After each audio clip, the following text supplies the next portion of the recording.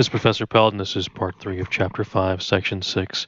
So my third example, the numerator is now a higher power than the denominator, right? So you have 3x to the second power versus x. So that tells me right away that I do not have a horizontal asymptote, that I have a slant asymptote. And I can prove that to myself by plugging in infinity, right? So if I try that, I get y equals 3 times infinity squared over infinity, which is clearly 3 times infinity over 1 when the infinities cancel, which is infinity. So clearly there's no horizontal asymptote, which means there is a slant asymptote, which means I need to do long division. So x minus 1, and we have 3x squared. What is it? Minus 2x plus 1. Minus 2x plus 1. Okay, so I need to multiply it by 3x. So 3x times x gives me 3x squared. 3x times negative 1 gives me negative 3x. So now if I subtract, I'm going to get 1x plus 1. Okay, so I need to multiply by 1. That'll give me 1x minus 1. So if I subtract, I get a remainder of 2. So the remainder is 2 over x minus 1. But again, if I plug in infinity, 2 over x minus 1 goes to nothing, right? So essentially the slant asymptote is y equals 3x plus 1. Okay, so essentially I have a y-intercept of 1, right? And a slope of 3 over 1, right? So 1, 2, 3 over 1, 1, 2, 3 over 1, 1, 2, 3 over 1. Or the other way, 1, 2, 3 left 1, 1, 2, 3 left 1, 1, 2, 3 left 1, right?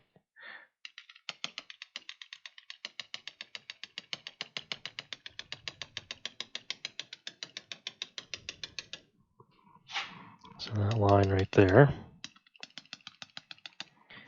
y, and we'll write it up here. So this is y equals 3x plus 1, right? Y-intercept of 1 and a slope of 3 over 1. We'll get rid of these extra little dots I put on there to figure out the slope. Okay, a little messy on the bottom there, but that's fine.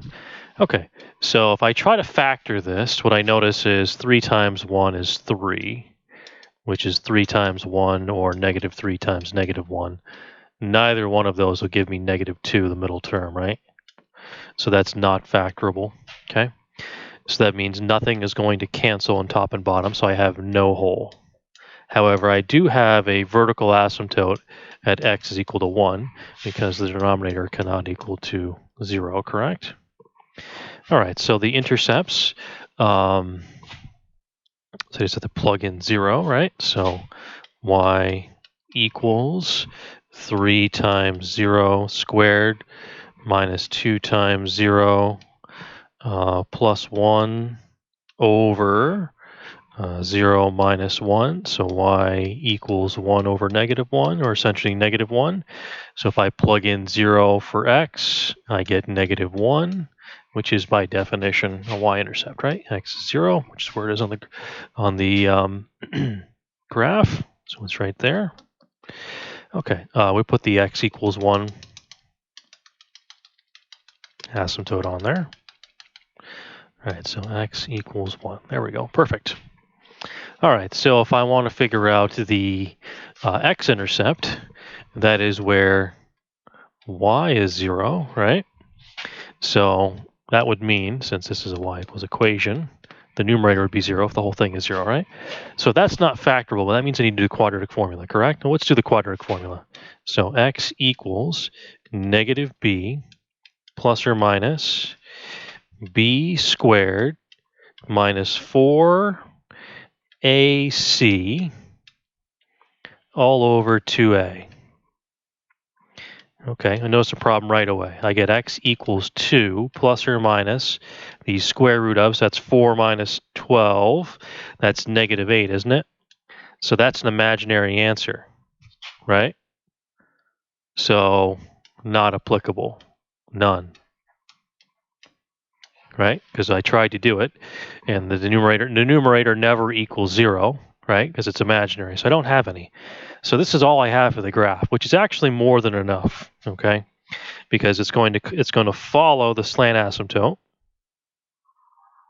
and then it's going to follow the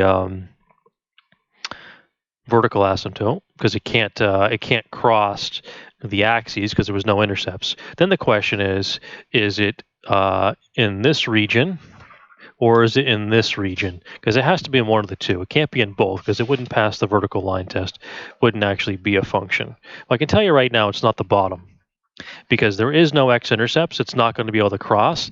Plus, if you plug in a value into the function, such as 2, or anything that's bigger than 1, you're just going to get a positive value always. You're never going to negative value. So it's essentially this one's going to be up here, following this in that direction. So that's a slant asymptote example. Okay, so pause the video, and then try the 2 student problems.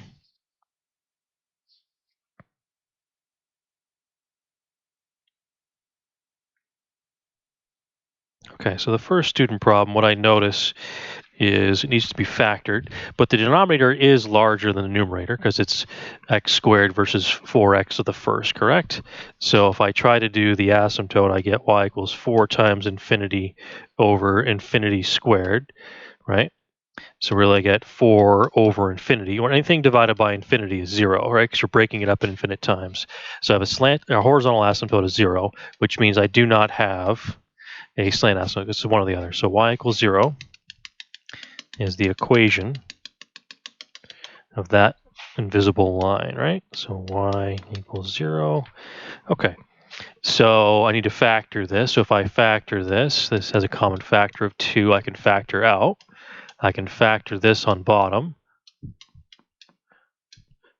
Factors of 5 are 1 and 5, and I want positive, negative to be able to make that work. So the denominator cannot equal 0 because that would not be correct to divide by 0. So I'm going to get x equals to 1 and x is equal to negative 5 as my, there we go, vertical asymptotes. So we're at 1.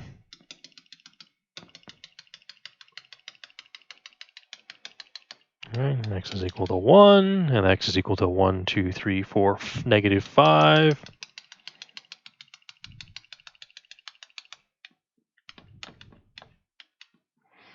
Okay, a little weird dots on there for some reason. Not too sure why. You got a little squirrely in the end too. Let's straighten that out a little bit.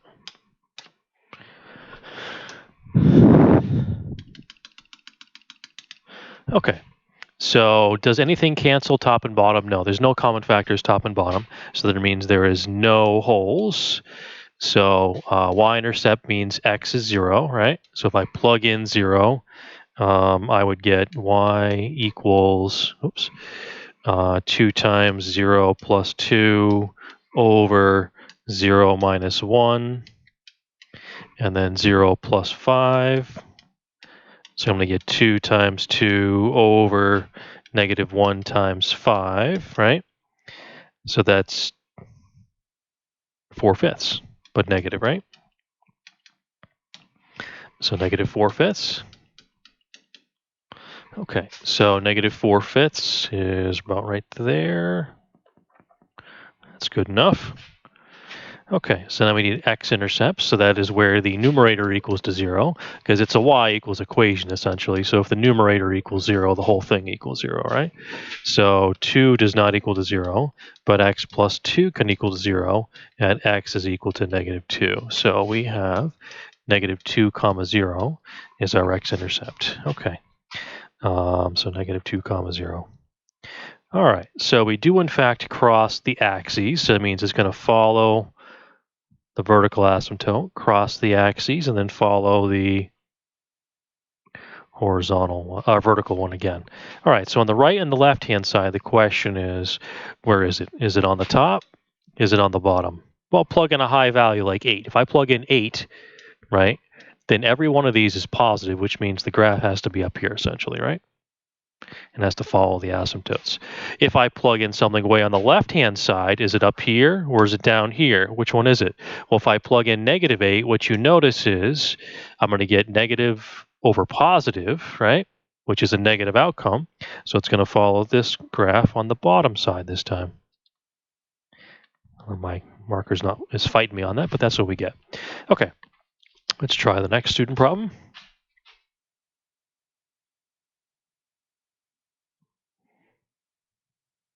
Okay, so in this student problem, what you notice is the numerator and the denominator are of equal power. So they're both second power. So if I try to do the slant to asymptote, it won't work. But I can do the horizontal because it's going to be 2 times infinity squared over, we'll say, -1 if you want to, and then infinity squared. I'm sorry. Yes, that's correct. All right. Because again, what am I doing? I'm doing this term here and this term here, which there is a 1 there, right? So that's going to give me 2 over -1. So my horizontal asymptote is y equals -2. So I'm going to put that down there.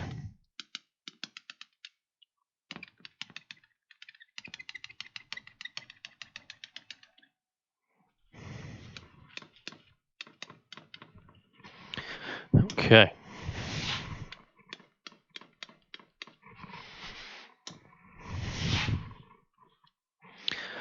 All right, so that means there's no slant if there is a horizontal, right? None. All right, we have to factor it to figure out if there's any holes in the verticals. We're going to factor it. So I'm going to rearrange the top to get 2x squared plus 5. And the bottom, I'm going to rearrange it and take out a -1. So I'm left with x squared plus x minus 2. So I'll factor that. 2x squared plus 5 over -1. And I can factor this. So x and x.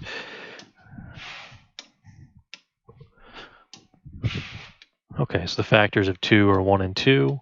So I need positive and negative to get a positive 1 middle. Okay, so that's the factored form. So nothing cancels top and bottom, so there is no hole.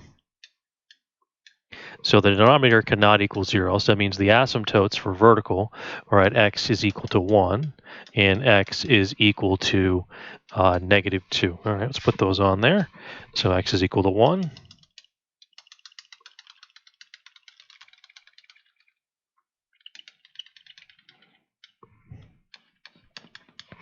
And x is equal to -2.